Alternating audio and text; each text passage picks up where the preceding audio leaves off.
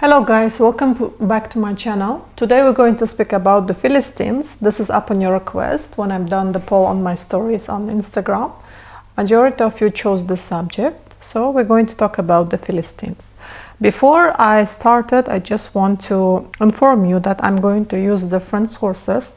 One of them historical, one of them mythological, and another one theological, religious ones.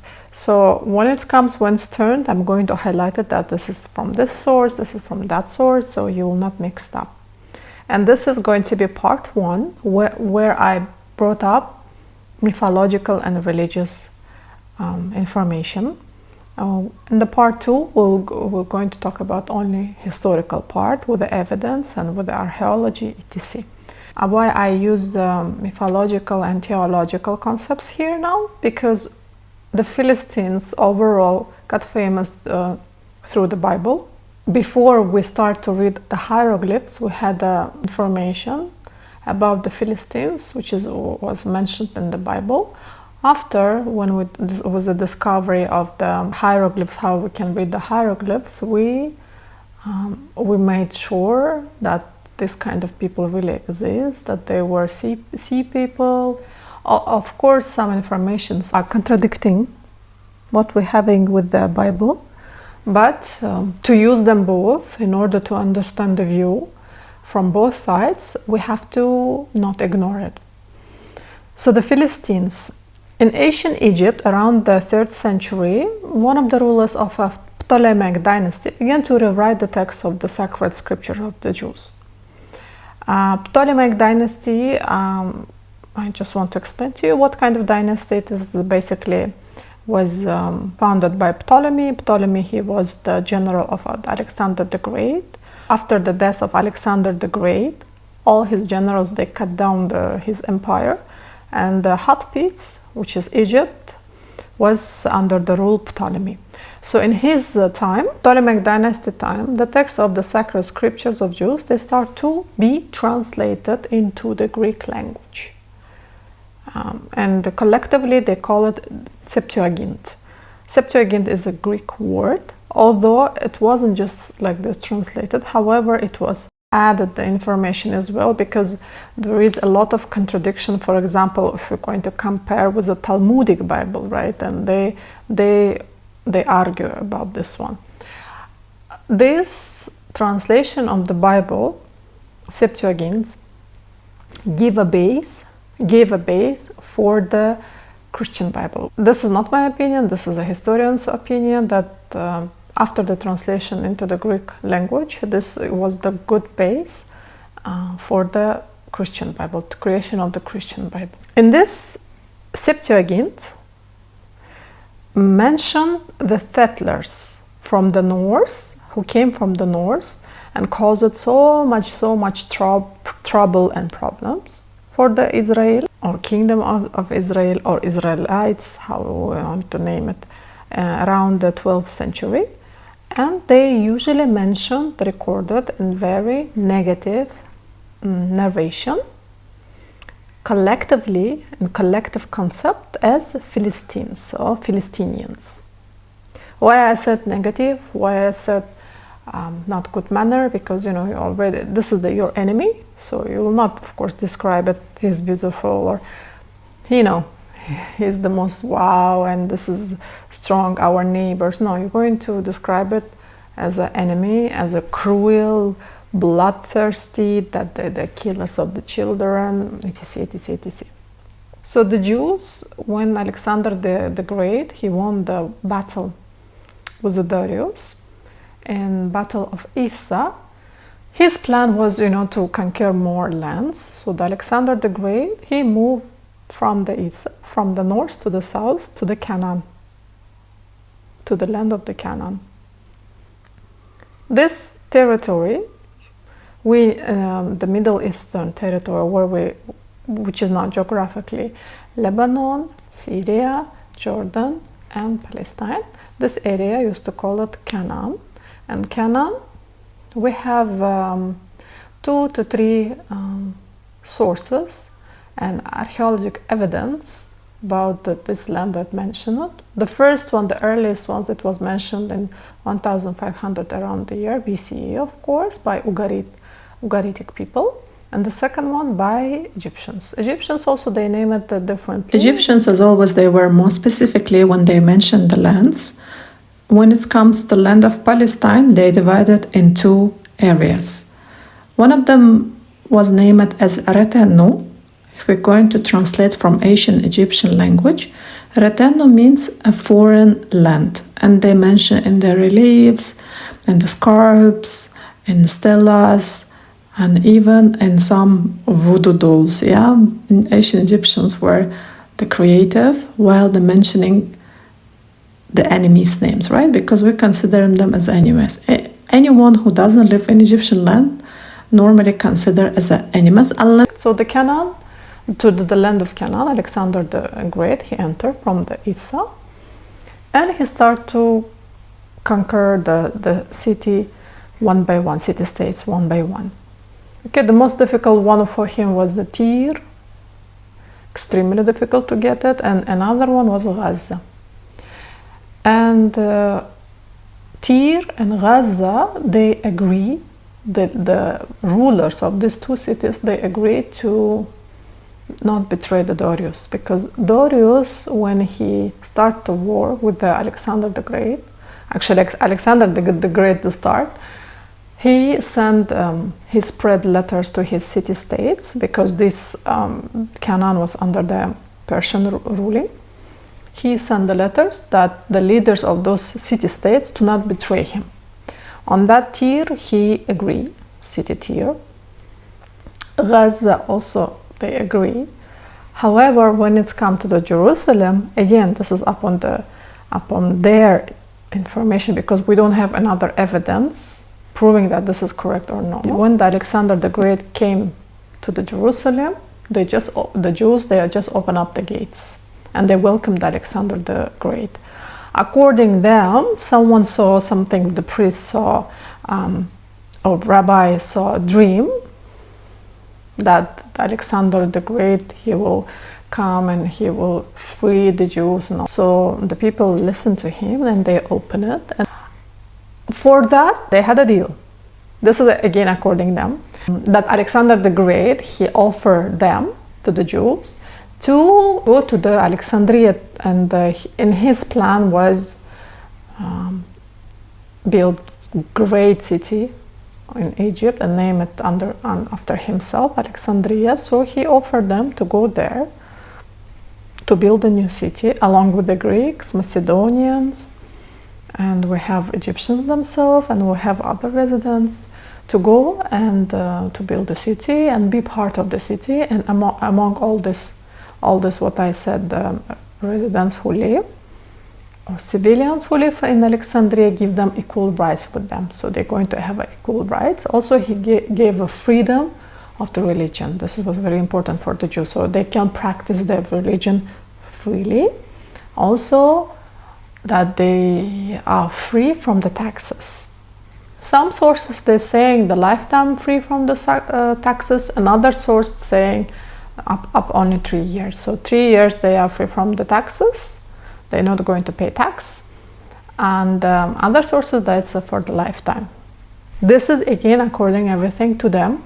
After this deal, around 8,000 Jews, they left Promised Land in order to build Alexandria to the Egypt. So these Jews, they settled in Alexandria, and they had their own quarter. By the way, very rich, historically rich quarter, because the Jews themselves, they were involved into the trading, and also they were involved into jewelry too much. Another explanation, I can say that they were also educated because there is a Jewish tradition that a boy, at his 5-6 age, he must learn how to read and how to write. Okay, and imagine this kind of person. It was extremely precious in that time, because education was very low, and if you know read and write, you are like, oh my God, you like finished the university. So, and this is because they are Jewish tradition. In Jewish tradition, a boy must know how to read and write, And this was learned not because of the trading. Was learned for the religious purpose. However, it turned to the trading, so it was additional plus to them. We are in Alexandria, and we are, let's say, with Jews, and we start to be Hellenized. We start to change our culture a little bit, and we want to introduce our book to other people, right? And we start to translate. Yeah, Septuagint is like a translation of the Torah. Torah consists of 5 books. One of them is about the history. So in that book, in Greek, mentioned about the Philistines. This is the fresh, well-known source. They narrated the Philistines in a very negative manner. However, after reading the hieroglyphs, we open up for ourselves extremely different information, not extremely different information, completely different information about those people.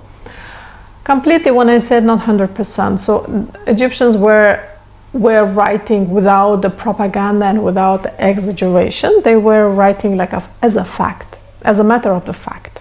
So the Philistines, we know it, they name it as a sea people. So they came somewhere far from the sea. They are not indigenous to the land. When they came to the land, they assimilated with the Canaanite people. This is very important thing.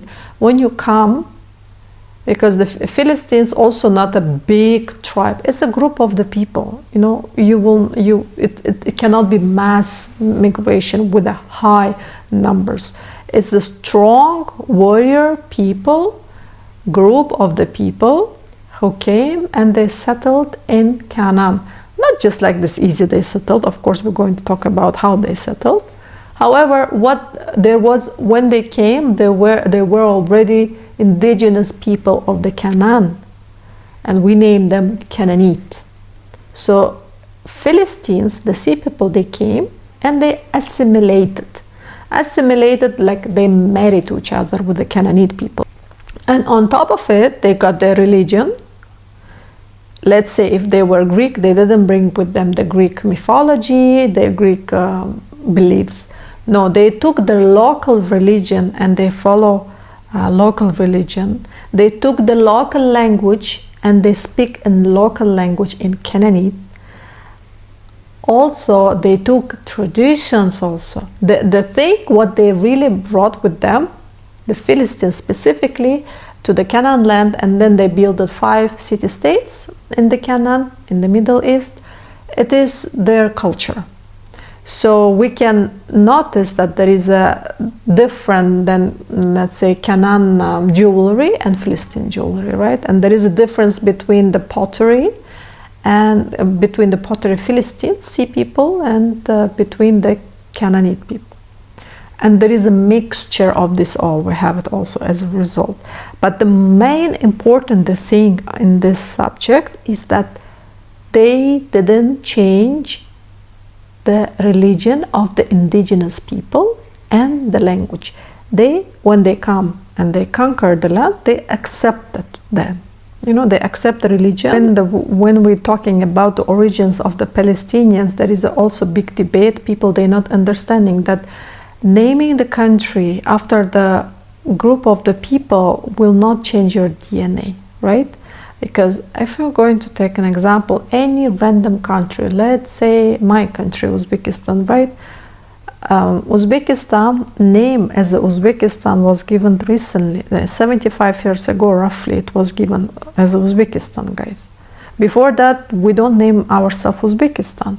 It was some Uzbek Khan in 13th century, and I don't know who slept and decided and named us like that, because we name ourselves different. So what I want to say, the name is not related to the origins. People are related to the origins. You just go past your DNA, and if it's close with the bones of your ancestors, means you're indigenous to the land, and which is already proved by, you know, Palestinians' DNA is the closest to the Middle East, especially to the land of the Canaan.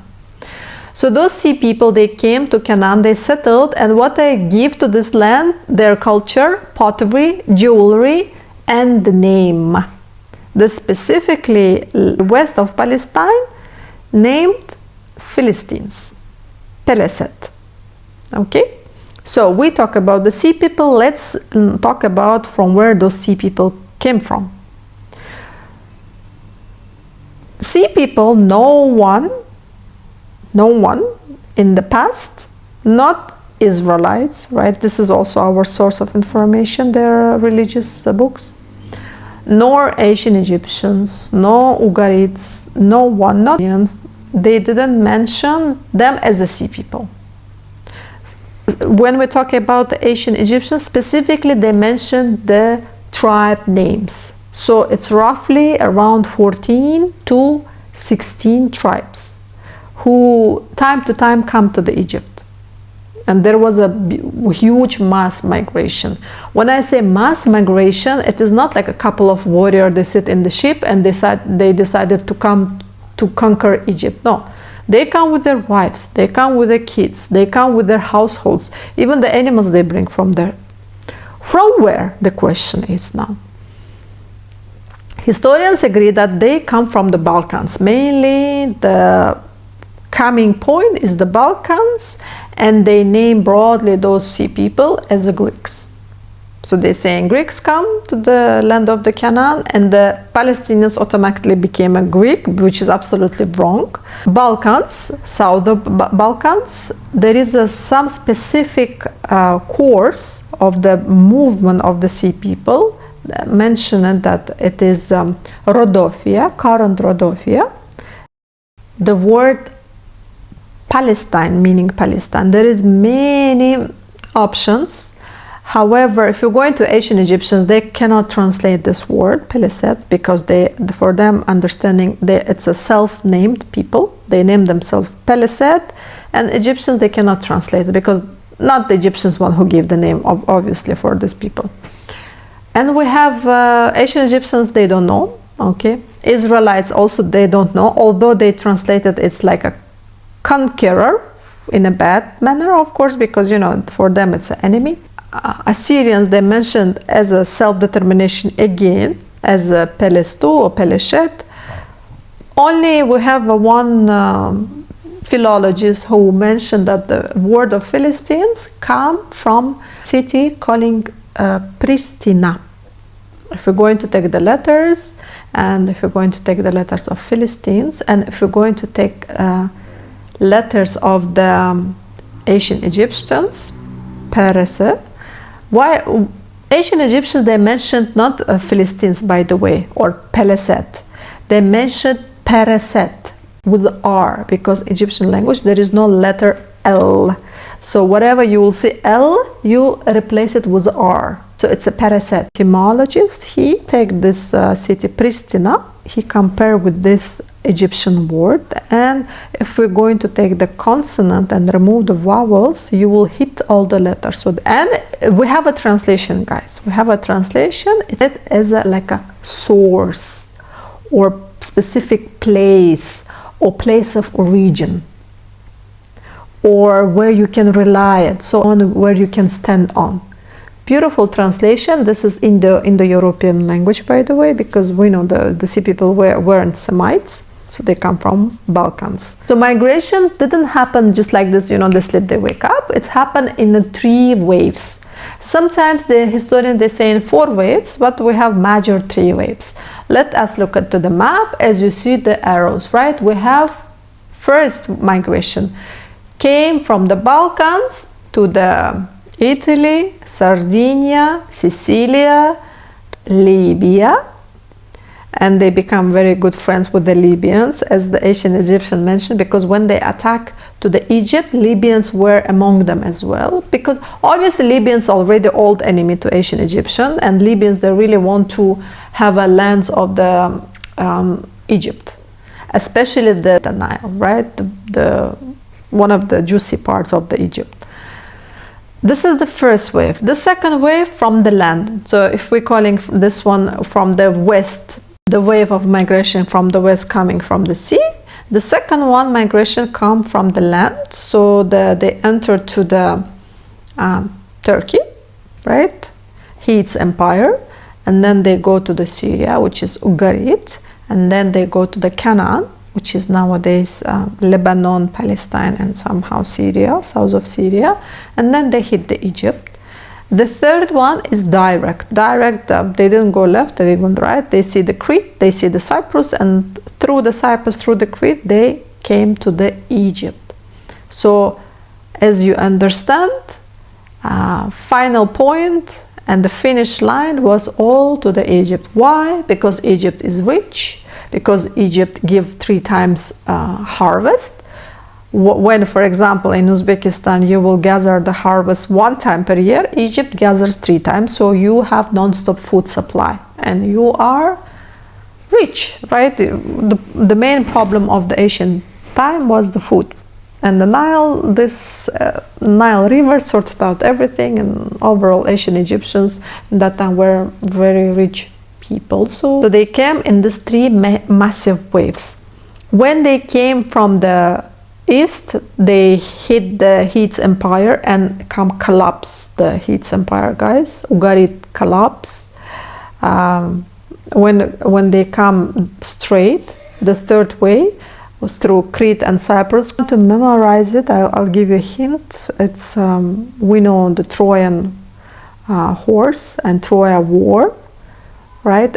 This is some historians, they're saying this was the starting point, or one of the reasons also of collapse of Bronze Age. Ancient Egyptians are so intelligent people. They mention all the information accurate and correct, so we can, you know, draw the picture in front of the eyes what they mention. So we have Mediterranean Sea, we have island Sardinia. So they are saying from the west come tribe Shardana. Sardinia and Shardana, they are from one root, and they got the origins of the name. We don't know the etymology of what Sardinia means. However, we know that these are the Greek people who come from the Greece, and they settled in Sardinia. Some they're saying opposite. They're saying they come from the Middle East, they come from the Phoenician area, and they settle in Sardinia. In this manner, they are naming it. So we have a 1, 2, 3 migration, right? For example, the first migration, Ancient Egyptians, first time they see the Shardana. And the Shardana, they offer to work with the Ancient Egyptians as a army, as a troops. Yeah, they had a deal, and even they were bodyguards of the pharaohs because they were great warriors. And they, you know, and if you see the depiction, they will depict it always with they're wearing a helmet, and the helmet has a horn and something in the middle, moon, and they have the shield in their hand and the sword. They are mentioning very strong warriors, and it's also, we have a clear information, the proof that the Shardana, a part of being a sea people, a part of being a migrating, who want to get the Egypt, right? They conquer Egypt. They were also hired as warriors. So you may say that Shardana also fight with the Shardana themselves, because one Shardana people, group of the people, they work for the pharaoh. Another one, they want to take the land. So it's like Vikings also, you know, you can hire them, like Spartans also, you could hire them.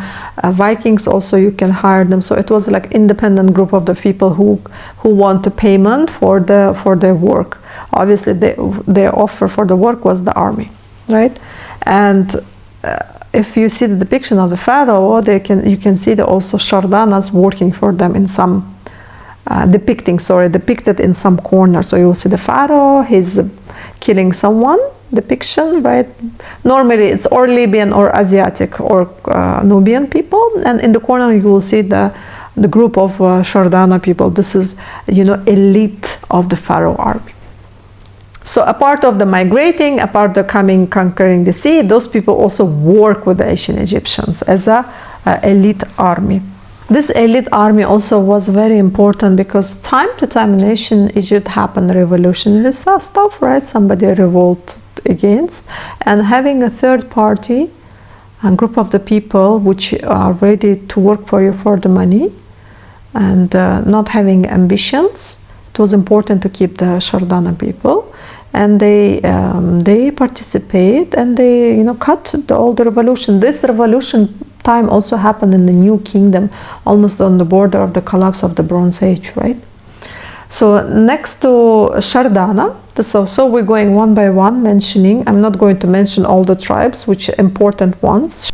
Next to Sardana or Shardana, we have another tribe, also important to mention. It's Shekelish or Sakharis or Sakharis. So there is, the ancient Egyptians, they don't use the vowels as well. We are reading without vowels, literally. Sikl or Askaluna. We're already closer to the fact that territory of modern Palestine, very south, we can meet the city-state, right, in that time, Ashkelon. Here, what is the interesting part about this tribe, Ashkelon or Ashkelona? The sea people, we know they come from the Balkans and they settle in the land of the Palestine, right, in the land of the Canaan. So, one sea people group, they settled in Gaza, right, the main city Gaza, and they gave and self-determination, they self-named themselves as a Palisade. Another one, when they settled in Ashkelon, they didn't name themselves with the Greek name. They accept the local name of the city-state and they call themselves Shekelish or Askaluna. Askalon or Ashkelon is the Semitic word, guys. This is very important, and I want to highlight again about the assimilation. Those people, they assimilated with the indigenous people of Canaan. And just I want to bring into your mind that they didn't just come like that by the legendary king Ramses the third. He kicked out and cleaned Egypt from those sea people, and he did major work, because those sea people, they used to come time to time. It's not only in Ramses III, but the last point, turning point, is his work. Unfortunately, he died in a conspiracy of the harem. Ramses III, he lived very short, comparing to his grandfather Ramses II. He lived very short period of time. And he's the one who squeezed out all the sea people to the sides. So some went to the east, which is modern Palestine, and some went to the west, which is modern Libya, right? So these people, they distributed out of the Egypt, and Egypt remained untouched from sea people. After they squeezed it out from the Egypt, they settled in Canaan and they assimilated with indigenous people, although also there they had opposition. Canaanite people, not just like this, they open and welcome them.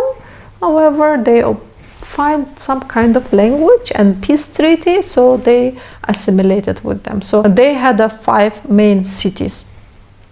Number 5, because all the time they highlight 5 cities, states of Philistines.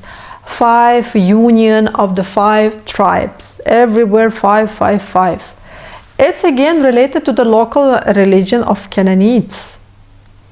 We know that the Canaanites, they had they were not monotheistic, obviously. Each city-state, they had own deities, but there was also small local deities, like Mesopotamians, they used to call them Anunnaki, right? And the big major deities. One of the big major deities or goddess was Astarte. And Astarte was influenced by Mesopotamia, because Ishtar and Astarte came from Mesopotamia, this, let's say, figure of the goddess, and her symbol was a star. Astarte, she was always related to the Venus. Used to name her even early morning star, because we know in the morning the first star appears in our sky is Venus. So Astarte's symbol was a star, and we know star has 5 corners. It was extremely important them to relate these symbols even to their city-states. Time to time there was for example, if in one city had a war and there is a revolution or something happening, they used to switch to another city. For example, Ashkelon has a problem, Tantura going to replace it as a main city. Once Ashkelon get back to the power, Tantura, gives back the power. It's always around 5. never 6, never 7. However, there was many cities in the Philistines, but the main was selected only 5. Union of 5 tribes. You know, when they see people hit the Anatolia, hits empire, they got the technology of iron making, and they bring this technology to the Middle East. And as Jewish sources mentioning that the main power of the Philistines were in their weaponry, specifically making the weapon from the iron. And the secret making a weapon from the iron was sacred, so it wasn't shared to everyone. Like this, the same idea of making the purple paint from the seashells. We know the Phoenicians also, they kept the secret. They didn't share with anyone.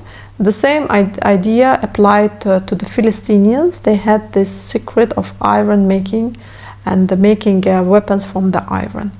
We know that after the Bronze Age collapse come the Iron Age, when people start to use the iron. And who brought the iron to the territory first is the sea people. So we talked already about the city-states of Philistines. There were 5 city-states. It was Akron, it was Ashkelon or Askeluna, Gaza, which it didn't change its name since it established it, Ashdod, and Gat. So Ekron, Ashkelon, Gaza, Ashdod, and Gat. So what is the mythology and religion says about the beliefs of the Philistines? To the question of the deity in the Bible and the Torah, we constantly meet the deity Dagon. Dagon in Ugaritic version is Dagan, little fish, the deity, patron deity of fishing, which is not surprise, obviously, because of the sea people, right? But if we're going to look at the Semitic language, especially the West Semitic languages, Da is understood as a grain. Suffix in the end, an or on, always comes to make a word as a noun in Canaanite language. We have, for example, Ashkelon, where you see the on in the end suffix, or Hebron, you see on again, Sidon, and so on. So the suffix finishing with an and on makes the things noun. So here we have a Dagon, right? In the Semitic languages, it's translated as a grain. So if we have a god, patron deity of Philistines, Dagon or Dagon, he is mainly patron deity of agriculture. And we know the Canaanite people, they are very, very related to the land. I'm talking about the agriculture wise. So this deity's reliefs and the pictures depicted in the whole Philistines territory, right? Starting from the Ugarit north and ending with Ashdod. The way in the south preserved this image of the deity of Philistines as a fishman. So we have a half man and half fish. In Greek normally call this combination as a mixanthrope, right? When deity having a half human and half animal body. This deity actually is not new, because half fish and half man we have a depiction in Babylon. Several times pop up this cult, for example in Akkadian texts mentioned about this kind of deity in 2000 BCE, and this deity named as a Hululu. He was a half man and half fish. And even if we look to the earlier traditions of Shumers, this figure again exists, and we have another option of half man and half fish, Yemannu. So this is Yemannu is an epiclese of Enki. Enki, the god of wisdom and the patron of the water. However, Enki never depicted as a fishman. In conclusion, we understand that there was an assimilation and influence from Babylonian side to the indigenous people of Canaan. If we're going to talk about the word Canaan, Canaan is a purely Egyptian word. Egyptians named the territory Canaan because it was its colony, especially during the New Kingdom. And it translates like a country of purple paint. However, we have earlier than Egyptians records. We have earlier records by Ugarites. Ugarites mainly they are settled in northern Syria, and they mentioned as a Kihanu with three letters K and double N. Again, no vowels in this language, and translates again country of purple. If we're going to look at the Semitic language, this word KN, right, translates like to obey.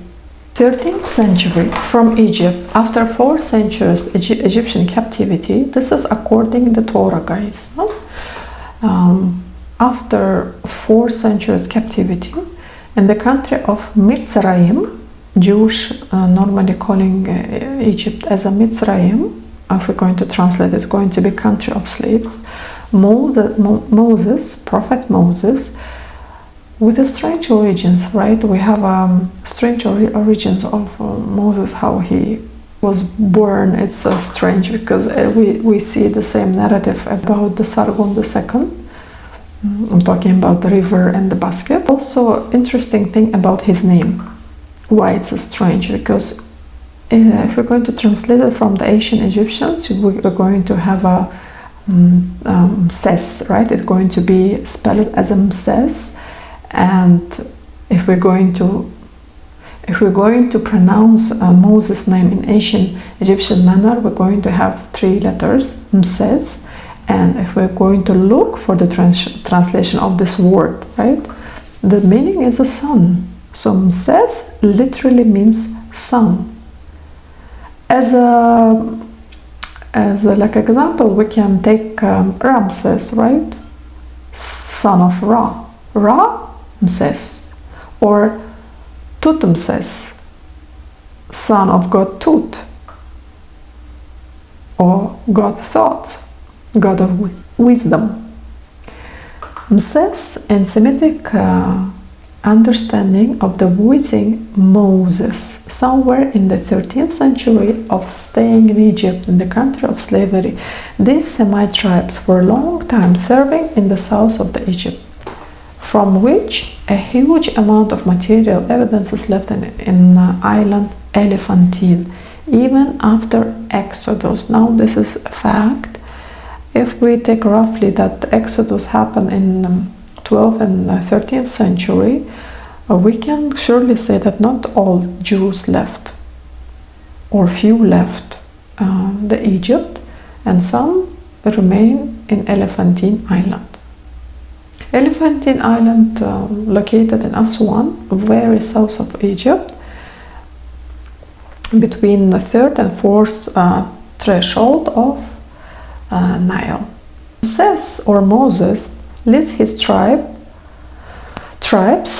to the promised land, and at the same time to the Canaan, right? Canaan and promised land are the synonyms. At the same time, from the north, from the island Crete, from the Cyprus, from the Balkans, from the West Anatolia, entered sea people. So coming Exodus, Jews moving out from the Egypt, and the sea people coming to the Middle East, it happened almost at the same time. Inside those sea people, we know there was a Philistines. When the Jews, they created Septuagint in Alexandria, right? Translation of the sacred scriptures. This name mentioned as a Peleset or Pelishtim. The wars were very long and brutal with the Canaan people, but due to militant and technological factor, a few settlers stayed forever and even for millenniums in the land of the Canaan.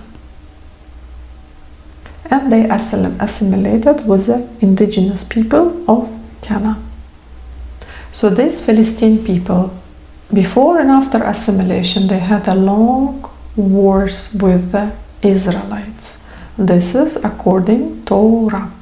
And Torah mentioned that they had a wars more than 40 years. And most of the time, Israelites, they lost. They have only 2 victories, but the rest, they were losing. They lost with David, they lost with Solomon, and main accomplishment, given task wasn't accomplished, and Israelites never won fully Philistines, and Philistines remain dominant in the region in the Bronze Age. Tradition brings us the name of 12 judges on the 12 tribes. Whole era of judges. Among them we can highlight 2 interesting judges, right, of Israelites. One of them is Deborah, the only woman, and another one is Samson. Why I want to highlight Samson? Because we have a legend linked to the Samson and Philistines. So Samson, Shemeshk or Shemeshk, we're going to translate it as a son, Sani, according to official chronology. Samson was the last judge, number 12. When he was a child, he was ordained in Nazareth. Means he called to be constantly at the tabernacle, where the Ark of Covenant was kept, and the commandments spoken by Yahweh once were the Moses and recorded on these tablets. What is tabernacle, guys? It is some portable tent, and there is an altar, and there is the tablets of the Yahweh, which Moses recorded, the orders, right? Commandments of Yahweh, and the prophet Moses recorded, and the Jews used to held all these tablets inside the tabernacle or tent, and it was portable. So they didn't have temporary temple so far in that time. This is all according to Torah, by the way. And this tent used to travel with them. So if they move, they used to take the tent and go to another place. Nazareth, they had a strictly order that they not have a right to consume wine, and never should cut their hair. If they're going to cut the hair, they're going to lose their power. So accordingly, Samson, he was from Nazareth, and he never cut his own beautiful hair. According to the book, Samson set his goal to defeat Philistines. I'm not going to retell all the story. It's a very popular story. You can find it anywhere. It's already well known from the text of the Bible. The fight against Philistines with the help of donkey jaw. Of course, it's a folklore plot. Of course, we cannot kill people with a donkey jaw, guys. However, this folklore plot always wandering among many nations, where some kind of object, can overcome a large number of enemies. Modern researchers make assumption that Samson figure is a folklore figure. It never exists, and he is not historical person with absolute confidence, we can say, because we know that judges are 12, right, in total. They cannot be 13, because sacred number of the Hebrews is the 12, obviously, because they come from Babylonia, and Babylonia and Mesopotamia also the sacred number is 12. But if Samson, he is number 12, now how about Samuel? Is he 13? And 13 is not good number at all, and it's not acceptable not only among the Orthodox Jews but also among Kabbalists and so on. So this is all around, again, magical numbers, because According to Gibrayist, Samson cannot be historical figure, and this is all made up folklore plot. Because if we're going, Samson is number 12, the last judge. So what about Samuel? Samuel going to be number 13, and we know number 13 is not a good number and not acceptable at all.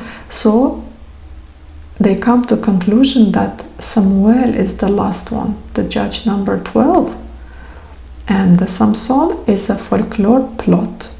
So the whole story, his defeat against the Philistines with the donkey Joe, and how he married to Philistinian woman Dalila, and how she opened up his origins, and she revealed his power on his hair, and how she cut the hair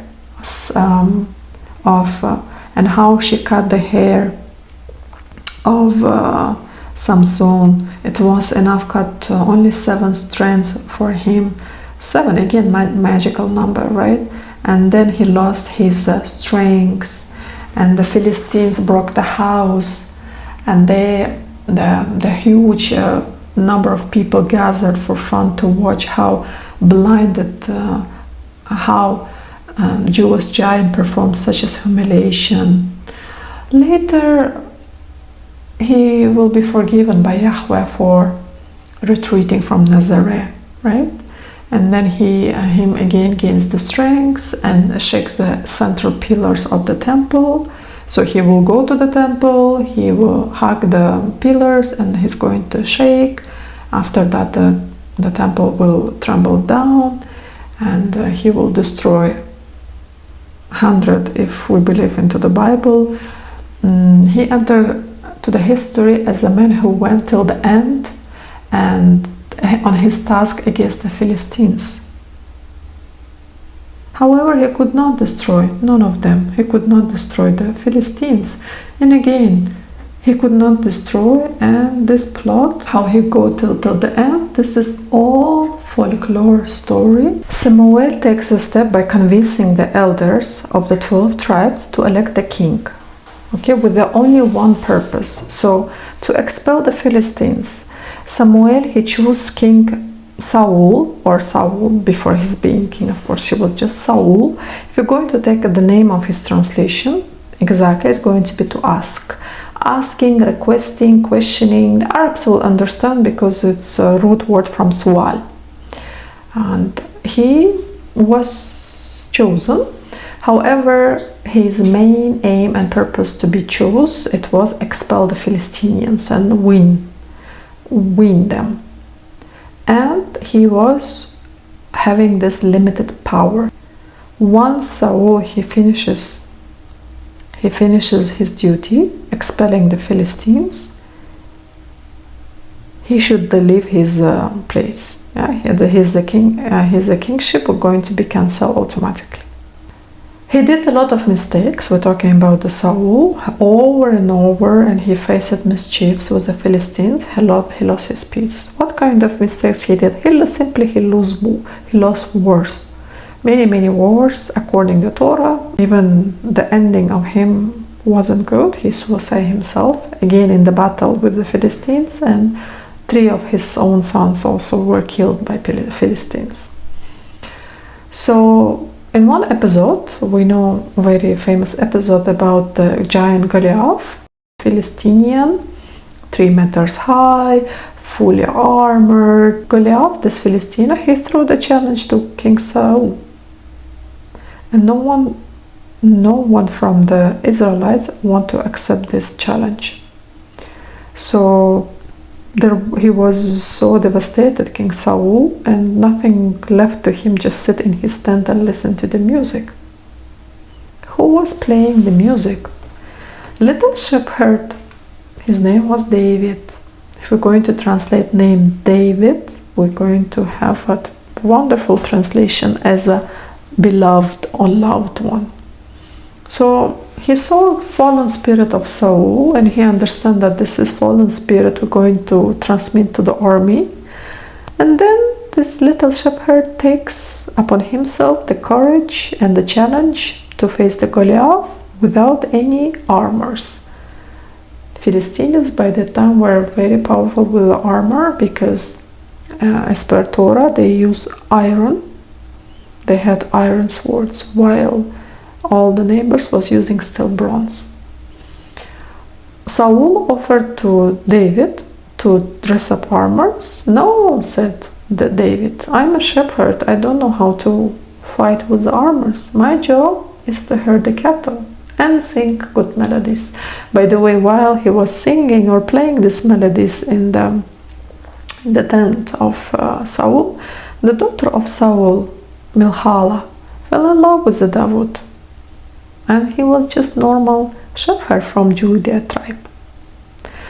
David or David challenged Goliath and overcome him, right, with a single stone from a sling.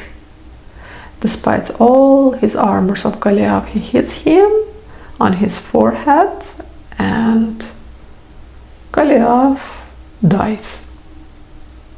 Goliath was won. Milchala, daughter of Saul, announcing that she loves David, and Saul was terrified and furious, cannot resist David. David, he runs where? He runs where, guys? Guess. He runs away from Saul to the city Gath, and the Gath was the city of Goliath.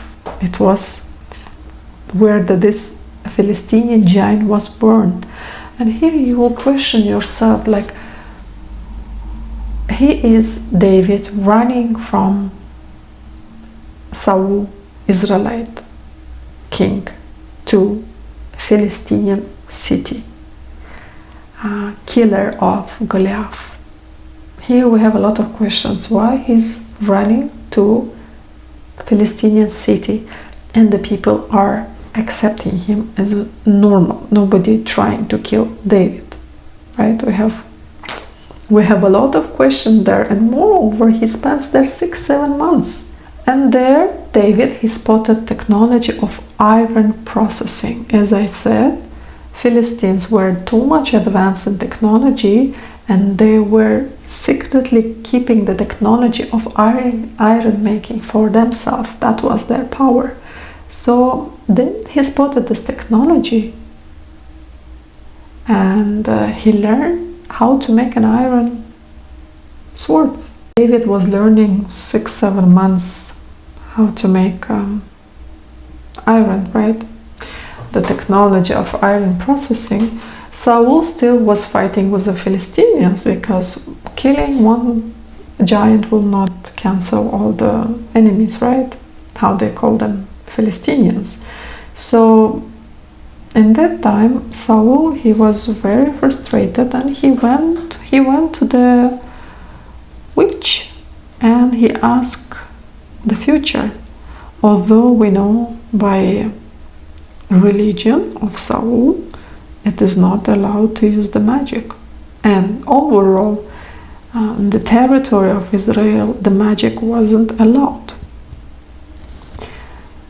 This magician or this witch, her name was Andorra, she begged Saul not to kill her, and she said that she is going to fulfill his request, anything he wants. Saul, he wanted to know the future. Saul, he requests the future, and which she calls the spirit of recently deceased Samuel, and the ghost of Samuel tells him about his death. First his 3 sons' death, and after his own. Everything come true. Everything come true because we know in the battle with the Philistines, Saul's son, 3 of them, they will be killed by Philistines. And in the end, Saul will suicide himself. The next meeting of 12 tribes of Israelites electing the new ruler. And this ruler will be David. Everybody agrees. And David will carry the same mission and for the same purpose, to expel Philistines from promised land. After gaining the power and being chosen a king, David, according to Torah, couldn't win the Philistines and couldn't expel them as well. Moreover, he had his own personal problems in the family. He married Bathsheba. Bathsheba was wife number 4, and she was wife of Uri. In order to be with the Bathsheba, David sends Uri to the death, to the battlefield, and Uri dies. Before the end of the year of mourning of her husband, Bathsheba, she didn't complete to be a widow a year, and she enters house of David. And she gave a birth to a son, and the son died. This was a punishment because she didn't complete a year of mourning of her husband, of widowhood. Only second time when she got pregnant, her second son gained life and strength from the David. Moreover, he also received the name Lomo, which is translated rich in peace. David and Bathsheba had a son who came to the history as a Solomon, wise, talented, future king. Because of the David couldn't finish the job of Philistines, 30 years he ruled and couldn't accomplish, even build for himself a castle. In order to bear his sins, he started to build new temple to Yahweh, more bigger than it was in Hebron, but through his priest Nathan.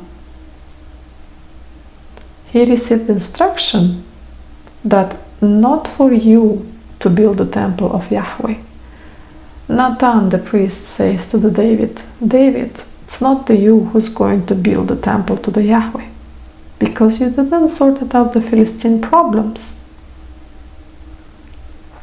Solomon was wise. He was smart. So he asked Yahweh wisdom. Yahweh appreciated it and gave him wills, wives, wisdom of everything. But Philistine problem remained again. Pentapolis, 5 cities gradually growing, slowly entering this land of the Canaan. And numerous marriages start to be held between Israelites and Philistines, or Canaanites, local indigenous people of land of Canaan. High priest will forbid to marry Hebrews to another ethnic groups. The Hebrews begin to isolate themselves and keep themselves on one ethnic entity. At the same time, if we're going to religious wise in Philistines, so we'll see that deity Dagon, what we spoke earlier, leaves political religious arena, and he transforms. He transforms as a Vahal Siphon, god of winds. The winds were very important, and one of the ancient functions of the Dagon was also the patron of the air masses of the winds. He is now, according Semitic tradition, start to be named Vahal Siphon, and his wife, according to religion tradition, start to be named as Ashtar, Ashtoreth. Of course, as you understand, it was influenced by goddess Ishtar, Mesopotamian goddess Ishtar, right? Morning goddess, or Venus, which pops up in the morning. So let's talk about the marriages. Isaac, brother of Jacob. As we know, the dispute for the birthright finds consolidation in the fact that he takes 2 Hittite wives, and the third one will be Hurian by her origin. And even Solomon himself, his mother, was not from Hebrews. So according to the law of Torah, if the mother is not Jewish, then the son is not Jewish too. And Solomon right to the throne were very, very controversial, which became the case with him later with his older half-brothers, because we know David officially married 10, and before Bathsheba, before the mother of Solomon, he had 3 wives. Actually, Solomon has a lot of controversial cases where only he solved the problems with the help of his own wisdom. Every one of us knows the story of him sorting out the problem between two mothers. He had to solve his problems with the inheritance due to the fact his mother was not Jew, but Hittite. Therefore, Philistine problem faded into the background as a second plan. Solomon beautifully built a relationship with the neighbors of the North Phoenicians, where now is Lebanon and Syria. These masters with the cedar tree came and built new palace for Solomon himself, and finally built Yahweh's temple. So Philistines' problem completely disappeared from the field of political vision for him, and they remained at first as an enclave, half assimilated with the local population. As a conclusion, we're going to see that David and Solomon, they attempt to expel the Philistines, but Torah narrates something different, that they were busy with their own problems when it comes to the David, right? And the Solomon was busy with the grand building and having a good neighbors with the Phoenicians. The expelling the Philistines come to as a second plan, and they didn't accomplish the aim for which they were chosen. Now, when Alexander the Great passes through his campaign through the territory of Middle East, after the Battle of the East, right, he moved to the Egypt. He started to pass all coastline cities and taking them one by one: Sidon, Tyre, Gad, Gaza. And here he saw entirely Semitic cults, not Yahweh, not Greek cults, not Israelite cults, but all along this coastline were Semitic cults. And he understood that the main deity of this Semitic people was God, Baal. Antiochus IV, he will try to introduce Greek cults into this territory. In this cause, he will receive revolt of Maccabees. But Philistines adopted Greek cults. If we look to the Roman time, right, in 132, Hadrian, he will fully reconstruct the Jerusalem, and this reconstruction was under his happened under his supervision. The local residents who were settled for the 6 months in the suburb of the Jerusalem, and everyone see now the city was rebuilt from the beginning. He promised that he's going to rebuild the city more beautiful than before, wide streets, avenues, no dead ends, and he did all above the Hadrian. But along the streets, he built huge number of temples with the Roman deities, which is from point of view for the Jews was unbelievably unacceptable.